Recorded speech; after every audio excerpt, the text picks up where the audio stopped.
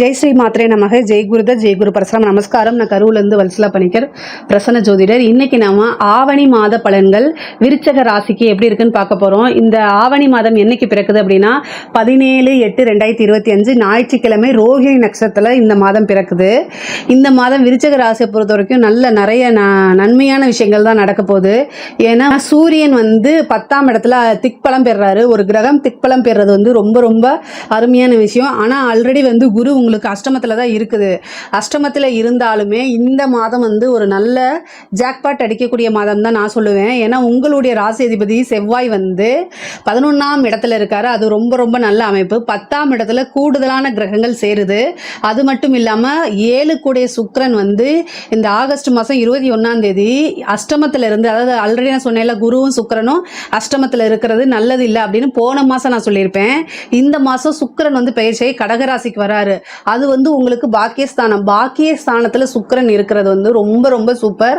அனைவராலும் விரும்பப்படக்கூடிய ஒரு நபரா மாறக்கூடிய அமைப்புகள் இருக்கு. பொதுவாகவே விருச்சக ராசிக்காரங்க நீங்க நல்லதுதான் செய்வீங்க. ஆனா மற்றவங்களுடைய கண்ணுக்கு உங்க மேல எப்பயுமே ஒரு ஜெலசு போட்டி, இது நிறைய டைம் நான் சொல்லியிருக்கேன். அது இயற்கை, அந்த மாதிரி இருக்கும். ஆனா இந்த பொதுவா ஜென்ரலா அப்படி இருக்கும். ஆனா இந்த மாதம் சுக்கிரன் 9ல் இருக்கனால நிறைய உங்களுக்கு பேரு புகழ் எல்லாமே கிடைக்கும். மன மகிழ்ச்சியும் நிம்மதியும் கிடைக்கும். இந்த மாதம் உங்களுடைய நிம்மதிக்கு 100% கேரண்டி. அது என்னன்னா சுக்கிரன் கொடுக்குறாரு. சுக்கிரன் 100% கேரண்டி உங்களுக்கு கொடுக்குறாரு. ரொம்ப சந்தோஷம்.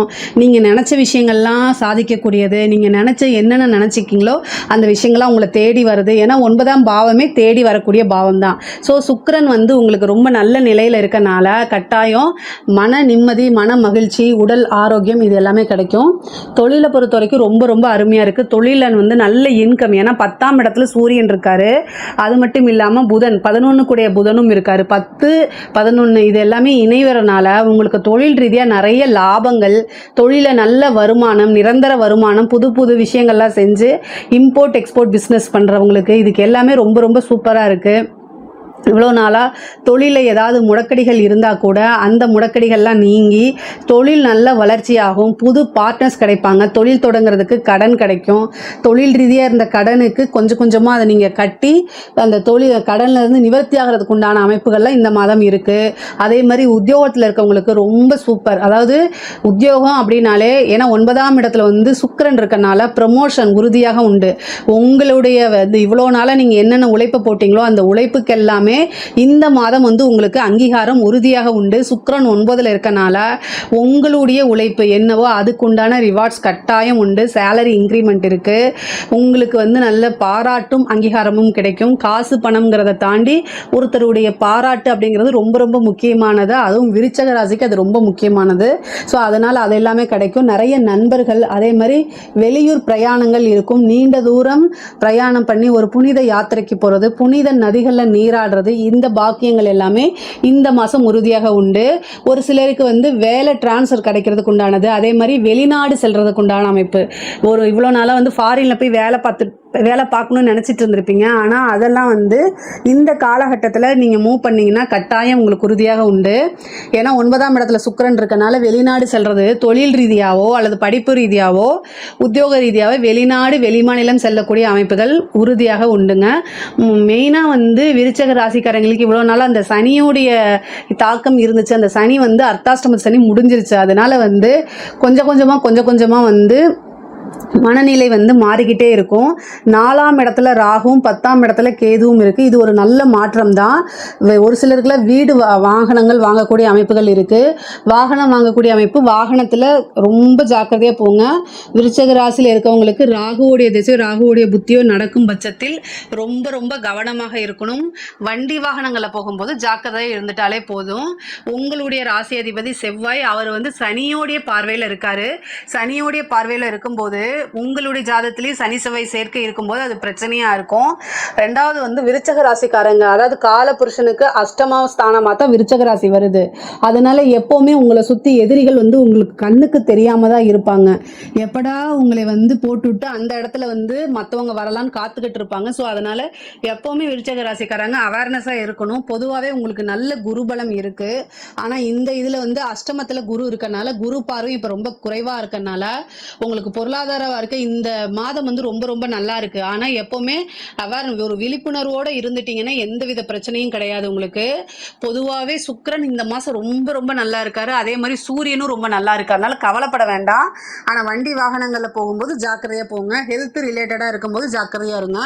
4ஆம் இடத்துல ராகு வந்திருக்கனால தாயார் வழி சொத்துக்கள் இருந்த பிரச்சனைகள்லாம் நீங்கி தாயார் வழி சொத்துக்கள் வரும். அதே மாதிரி தாயாருடைய தேக ஆரோக்கியத்துல கவனமா இருக்கணும். உயிர் சொத்துக்கள், திடீர்னு ஒரு புதையல், லாட்ரி, இந்த மாதிரி ஒரு எதிர்பாராத இன்கம் இந்த மாதம் வரதுக்கு உண்டான அமைப்பு. ஒரு சிலருக்கு லாட்ரி, புதையல் இந்த மாதிரி விஷயங்கள்லாம் கிடைக்கிறதுக்கு உண்டான அமைப்புகள் இருக்கு. பெண்களை பொறுத்த வரைக்கும் ரொம்ப ரொம்ப ஜாக்கிரதையா இருங்க.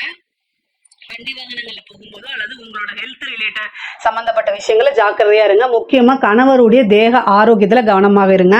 நீங்க வேலை பார்க்கக்கூடிய இடத்துல உங்களோட வேலைக்கு தகுந்த மாதிரி சேலரி இன்க்ரிமெண்ட், ப்ரொமோஷன், பாராட்டுகள் இதெல்லாமே கிடைக்கும். இவ்வளவு நாளா நீங்க எதை நினைச்சு ஒரு மன உளைச்சலா இருந்திருப்பீங்களோ அந்த மன உளைச்சல் எல்லாமே கட்டாயம் காணாம போயிடும்.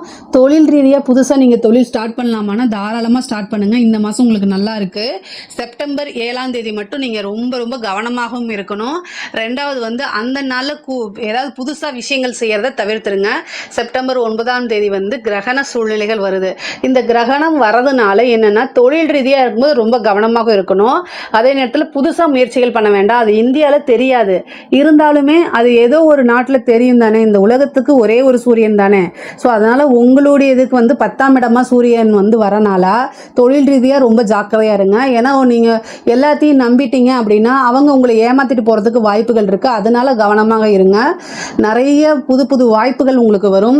புது முயற்சிகள்லாம் பண்ணலாம். நீங்க அது எல்லாமே சக்சஸ் ஆகிறதுக்கு உண்டான அமைப்புகள் இருக்கு. அதே மாதிரி அரசாங்கத்துறையில் இருக்கவங்க கட்டாயம் கவனமாக இருக்கணும்.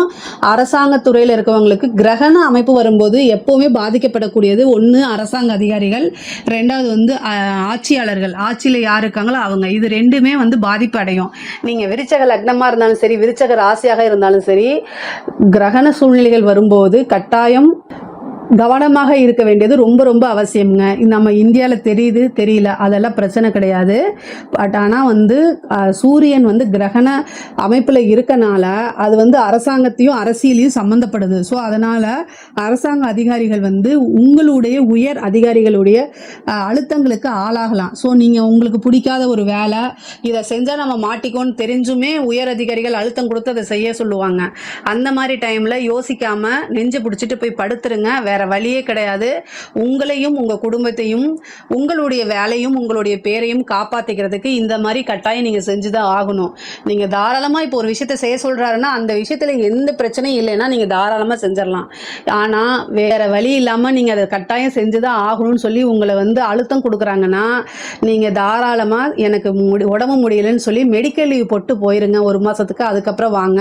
இல்லைன்னா வேற எங்கேயாவது டிரான்ஸ்ஃபர் வாங்கிட்டு போங்க. இல்லை இந்த ஒரு விஷயத்த இந்த அழுத்தம் கொடுக்குறாங்களே அப்படின்னு நீங்க செஞ்சீங்கன்னா அதனால பனிஷ்மெண்ட் உங்களுக்கு தான். இந்த லஞ்சத்தை நீங்க வாங்குறது, அதே மாதிரி வேற எதுலயாவது சைன் பண்றது, வேற ஒரு விஷயத்த செய்யறது, அதாவது ரிட்டர்ன் ஆர்டர் இல்லாம செய்யறது, இந்த மாதிரி விஷயங்களை செய்யும் போது ரொம்ப பாதுகாப்பு தேவை.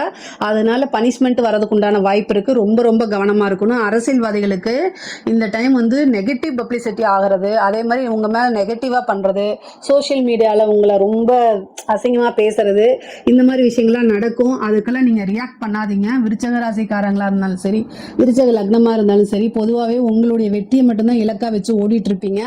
மற்றவங்களுடைய அதாவது விமர்சனத்துக்கு நீங்க எப்பவுமே திரும்பியும் பார்க்க மாட்டீங்க, அதுக்கு பதிலும் சொல்ல மாட்டீங்க. இதே ஞாபகம் வச்சுக்கிட்டு அப்படியே போங்க. இந்த கிரகண சூழ்நிலைகள் வரதுனால உங்களோட மனசு உங்களை இதெல்லாம் வந்து என்னன்னா டியூன் பண்ணி விடும், உங்களை வந்து உசுப்பேத்தி விடும். அதனால அமைதியா போயிட்டீங்க. இப்போ வேற எதுக்குமே ரியாக்ட் பண்ணல அப்படின்னா வெற்றி அப்படிங்கிறது உங்களுக்கு உறுதி செய்யப்பட்டது. இல்லை நீங்க அதுக்கு ரியாக்ட் பண்ணிட்டீங்க அப்படின்னா அதுக்கப்புறம் உங்களுக்கு உங்க மேல நெகட்டிவா வர்றது, அதே மாதிரி மீடியாக்கள்லாம் வந்து உங்களை வந்து கேலி பேசுறது, உங்களை வந்து ஒரு சோசியல் மீடியாலெல்லாம் வந்து உங்களை ஒரு ட்ரெண்டா மாத்துறது, ட்ரோல் மெட்டீரியலா மாத்துறது, இந்த மாதிரி விஷயங்கள்லாம் நடந்துரும். அதனால கவனமாக இருங்க. ஆனா வளர்ச்சிங்கிறது உறுதி செய்யப்பட்டது தான். எல்லா விஷயங்களையும் தாண்டி வர்றது தானே அரசியல்ங்கிறது. பொதுவாகவே கலைத்துறை சம்மந்தப்பட்டவங்களுக்கு, விருச்சக ராசியில் இருக்கக்கூடிய கலைத்துறை சம்மந்தப்பட்டவங்களுக்குலாம் ரொம்ப நல்லா இருக்கு. நிறைய வாய்ப்புகள் இருக்கும், புது புது விருதுகள் கிடைக்கும், நிறைய வாய்ப்புகள். அது மூலிமா நல்ல காசு பணம் நீங்கள் நினச்சி பார்க்க முடியாத அளவுக்கு வந்து பொருளாதாரத்தில் நல்ல வளர்ச்சி ஆகிறதுக்கு உண்டான அமைப்புகள் இருக்குது. அதே மாதிரி படிக்கக்கூடிய குழந்தைங்களுக்கு வந்து படிப்பில் நல்ல முன்னேற்றமும் தேர்ச்சியும் கிடைக்கும். போட்டித் தேர்வுகள்லாம் ஜெயிக்கிறதுக்கு உண்டான அமைப்புகள் இருக்குது. நிறைய பேருக்கு இன்டர்ன் கிடைக்கிறதுக்கு வாய்ப்பு இருக்குது. நல்ல இடத்துல பிளேஸ்மெண்ட் ஆகிறதுக்கு உண்டானது, உங்களோட ரிசர்ச்லாம் முடிச்சுட்டு அதை வந்து சக்ஸஸ்ஃபுல்லாக முடிச்சு வெளில வரது, அதே மாதிரி இந்த சிவில் சர்வீஸ் எக்ஸாம்ஸ்க்காக வெயிட் பண்ணிட்டு இருக்கவங்களுக்குலாம் கட்டாயம் ஒரு நல்ல நியூஸ் தேடி வரும். நிறைய பேருக்கு கவர்மெண்ட் ஜாப் கிடைக்கிறதுக்கு உண்டானது, இவ்வளோ நாளாக நீங்கள் ட்ரை பண்ணிட்டு இருக்கவங்களுக்குலாம் நல்ல போஸ்டிங் கிடைக்கிறதுக்கு உண்டான வாய்ப்பு. ஏன்னா ராகு வந்து 4ஆம் இடத்துல இருக்கனால ஒரு திடீர்னு ஒரு போஸ்ட்டு, எதிர்பார்க்காத ஒரு சூழ்நிலை அது உங்களுக்கு கொடுத்துரும். காளியம்மன் அல்லது துர்க்கையம்மன் வழிபாடு பண்ண உங்களுக்கு அரசாங்கத்திலேருந்து நிறைய ஆதரவுகள் கிடைக்கும். அரசாங்க பணம் நீங்கள் கட்டாயம் வாங்கணும் அப்படிங்கிறது ஒரு இது. அதனால் நீங்கள் நல்ல போஸ்டிங்க்கு போயிடுவீங்க. இந்த மாதம் வந்து உங்களுக்கு பொருளாதார வாழ்க்கை ரொம்ப நல்லா இருக்குது. அதே மாதிரி தேக ஆரோக்கியத்தில் ரொம்ப கவனமாக இருங்க. மருத்துவ செலவுகள் அடிக்கடி வரதுக்கு உண்டான வாய்ப்பு இருக்குது. உங்களுடைய உடல்நிலையை நீங்கள் பார்த்துக்கோங்க. இதில் ஏதாவது சந்தேகங்கள் இருக்குது அப்படின்னா கமெண்ட்ஸில் கேளுங்க, கண்டிப்பாக நான் ஆன்சர் பண்ணுறேன். நம்மளுடைய சேனலை லைக் பண்ணுங்கள், ஷேர் பண்ணுங்கள், சப்ஸ்கிரைப் பண்ணுங்கள். நன்றி, வணக்கம்.